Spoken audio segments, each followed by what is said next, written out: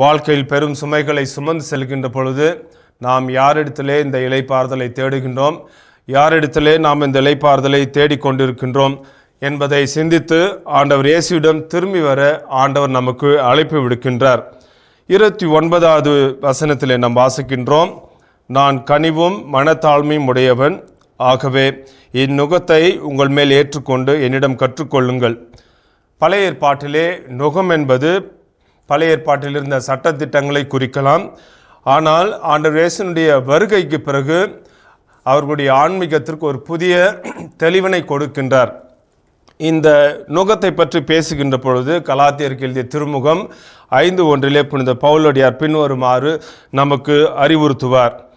கிறிஸ்து அடிமை நிலையிலிருந்து நம்மை விடுவித்து நமக்கு உரிமை வாழ்வை அளித்துள்ளார், அதில் நிலைத்திருங்கள். மீண்டும் அடிமை தலை என்னும் நுகத்தை உங்கள் மேல் ஏற்றுக்கொள்ளாதீர்கள். ஆமன்பர்களே, பாவம் என்ற ஒரு நுகம் நம்மை கிறிஸ்துவிடமிருந்து பிரித்து விடுகின்றது, கிறிஸ்துவினுடைய அன்பிலிருந்து நம்மை பிரித்து விடுகின்றது.